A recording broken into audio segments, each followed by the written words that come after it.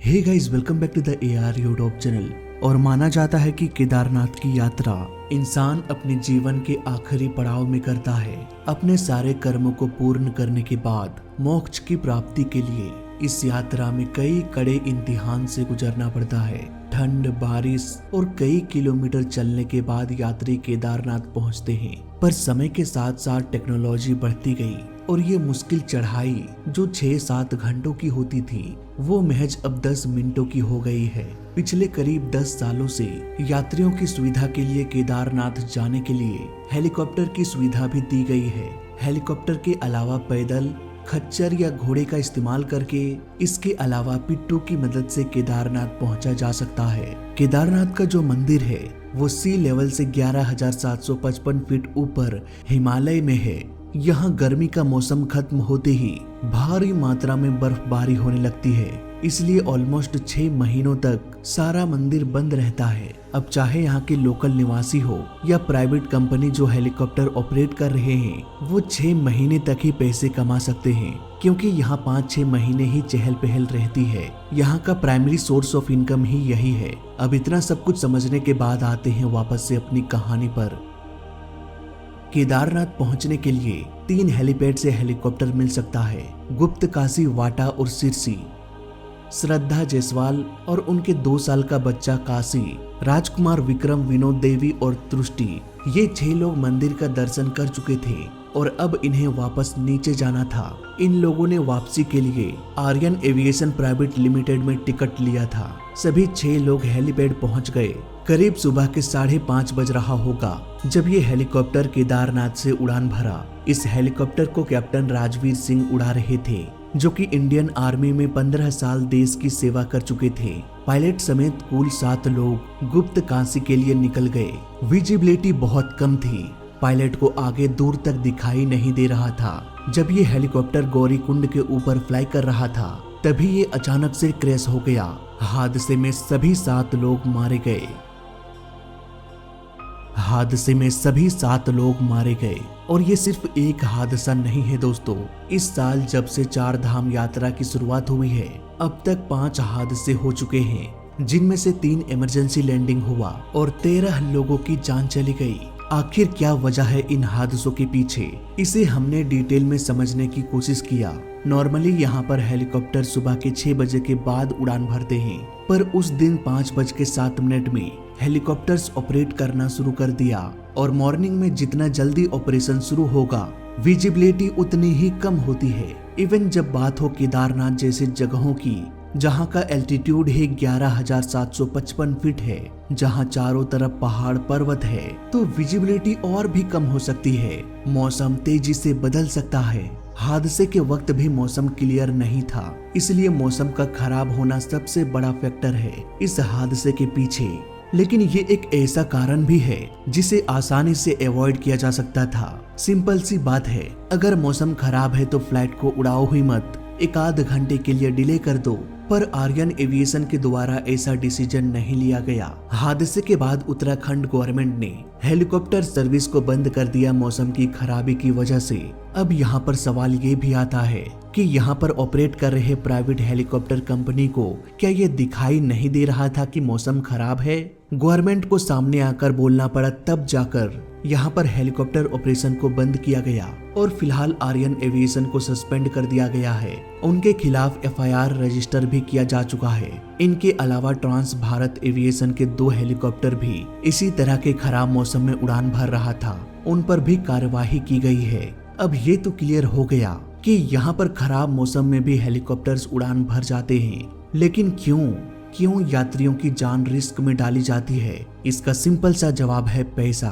Helicopter जितनी बार उड़ान भरेगा, कंपनी को उतना ही प्रॉफिट होगा और इसका सारा लोड पड़ जाता है पायलट के ऊपर। उन्हें ये एम दे दिया जाता है कि आपको इतनी बार फ्लाइट उड़ाना है, इसलिए अक्सर फ्लाइट अर्ली मॉर्निंग से ही ऑपरेट करने लगते हैं, क्योंकि पता नहीं कब मौसम खराब हो जाए। यहाँ पर हम नोटिस कर सकते हैं कि 5:18 में हेलीकॉप्टर लैंड किया और 5:19 में डिपार्ट कर गया। सिर्फ 1 मिनट का ही समय दिया गया।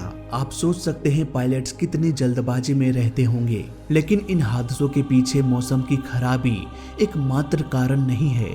केदारनाथ पर ऐसी कोई भी टेक्नोलॉजी इंस्टॉल नहीं है जो लगातार मौसम की सही जानकारी दे सके। अगर कभी जानकारी लेना होता है तो वो नजदीकी एयरपोर्ट देहरादून से मौसम की जानकारी लेते हैं। इसके अलावा सभी हेलीकॉप्टर के ऑपरेटर्स अपने कर्मचारियों को हेलीपैड में रखते हैं ताकि मौसम की जानकारी विजुअली दिया जा सके। मतलब कि अगर किसी हेलीकॉप्टर को केदारनाथ जाना है तो वहां उस हेलीकॉप्टर का एक बंदा रहेगा। विजुअली तो हम बादल को आंखों से देख सकते हैं, पर तेज हवा को प्रिडिक्ट कर पाना मुश्किल होता है। यहाँ पर कोई भी एटीसी टावर नहीं है जो हेलीकॉप्टर्स की ट्रैकिंग कर सके कि वो कहाँ पर है, कितने एल्टीट्यूड पर है, कहीं वो अपने निर्धारित एल्टीट्यूड से नीचे तो नहीं जा रहे। हेलीकॉप्टर्स के पायलट सिर्फ VHF यानी कि वेरी हाई फ्रीक्वेंसी के जरिए ऑपरेटर से बात कर सकते हैं। साल 2022 में हुए हादसे का ये रिपोर्ट बताती है कि इन हेलीकॉप्टर्स में ना तो CVR होता है और ना ही FDR। अक्सर उन हादसों के बारे में पता लगाना बहुत मुश्किल हो जाता है जिसमें कोई भी ब्लैक बॉक्स नहीं होता। केदारनाथ से वापस आते वक्त लगातार हेलीकॉप्टर की ऊंचाई को कम करते हुए नीचे की ओर आना पड़ता है। अगर इस दौरान पायलट को ठीक से आगे की ओर दिखाई ना दे तो कई बार पायलट कंफ्यूज हो सकते हैं कि वो किस एल्टीट्यूड पर हैं, और अगर वो गलती से अधिक नीचे आ जाते हैं तो हो सकता है हेलीकॉप्टर पेड़ों से टकरा जाए। शायद कुछ ऐसा ही हुआ होगा आर्यन हेलीकॉप्टर के साथ। सडन विंड चेंज की वजह से हेलीकॉप्टर का बैलेंस भी बिगड़ सकता है, इसलिए अगर सुरक्षित हेलीकॉप्टर को यहाँ पर ऑपरेट करना है तो यहाँ पर ATC और वेदर रडार का निर्माण करना पड़ेगा। पर अगेन सवाल वही है कि यहाँ सिर्फ 5-6 महीनों तक ही ऑपरेशन चलता है, इसलिए इन टावर्स का निर्माण जरूरी नहीं समझा जाता है। मनोज शर्मा जो यहाँ रेगुलर फ्लाई करते हैं वो कहते हैं कि यहाँ पर पायलट विजुअली फ्लाई करते हैं। यहाँ पर शॉर्ट वेदर इंफॉर्मेशन मिलती है, यानी कि जिस जगह आप देखते हैं मौसम साफ है वहाँ 5 मिनट में विजिबिलिटी कम हो सकती है और वहाँ से गुजरने में समय लगता है 15 से 20 मिनट। ऐसे में मौसम तेजी से खराब हो जाएगा बिना किसी चेतावनी के। मुझे एक पेपर की न्यूज कटिंग मिली। यहाँ पर लिखा है कि मनमाने ढंग से हर घंटे 25 से 30 उड़ानें भरी जा रही थी, जबकि केदारनाथ के लिए हर घंटे सिर्फ 9 बार उड़ान भरना था। इसके अलावा वजन को भी घटाया गया। 3 से 4 यात्री ही सफर कर सकते थे, लेकिन हादसे के दौरान कुल 6 यात्री हेलीकॉप्टर में मौजूद थे। हालांकि एक 2 साल का बच्चा था तो मे भी उन्हें काउंट नहीं किया गया होगा, लेकिन फिर भी हेलीकॉप्टर में 5 पैसेंजर्स तो मौजूद थे ही। अगर यहाँ पर रेगुलर सख्ती ना बरती जाए तो इस तरह का हादसा होता रहेगा। मेरी राय में दोस्तों केदारनाथ में हेलीकॉप्टर्स को कमर्शियली ऑपरेट नहीं करना चाहिए। हेलीकॉप्टर्स का इस्तेमाल मिलिट्री ऑपरेशन, सिक्योरिटी, सामान को ट्रांसपोर्ट करने में, किसी इमरजेंसी या मेडिकल सुविधा के लिए ऑपरेट किया जा सकता है, लेकिन इस तरह से जल्दबाजी पैसेंजर्स को ले जाना सही नहीं लगता। हेलीकॉप्टर की सेवा ना होने से यहाँ के लोकल लोगों को और भी रोजगार मिलेगी, पिट्टों की संख्या बढ़ेगी, और सबसे बड़ी बात ये कि हम यहाँ के इको सेंसिटिव जोन को डिस्टर्ब नहीं करेंगे। जरा सोचिए दोस्तों, हर दिन हर समय इन जंगलों के बीच हेलीकॉप्टर गुजरता रहेगा तो यहाँ के जंगली जानवर जो दुर्लभ जीव जंतु हैं, क्या उस पर बुरा प्रभाव नहीं पड़ेगा? इंसानों की आवाजाही को एक बार इग्नोर किया जा सकता है क्योंकि यात्री पैदल आ रहे हैं, पर हेलीकॉप्टर की आवाज कई किलोमीटर तक पहुँच सकती है। और वैसे भी दोस्तों, सफर का मजा रास्ते में ही आता है, वो सफर ही क्या जो चंद मिनटों में कंप्लीट हो जाए। लेकिन फिर भी अगर कमर्शियली हेलीकॉप्टर्स को ऑपरेट करना है तो मुझे लगता है कि वेदर रडार यहाँ पर होना बहुत जरूरी है। पायलट्स को मौसम की पल पल की जानकारी होनी चाहिए और यहाँ पर ऑपरेट कर रहे प्राइवेट कंपनीज को रूल्स को फॉलो करना चाहिए। बाकी सभी की अपनी अपनी राय हो सकती है, आपका विचार हमसे अलग भी हो सकता है। मैंने बस अपना ओपिनियन बता दिया। तो फिलहाल इस वीडियो में अभी तक के लिए बस इतना ही।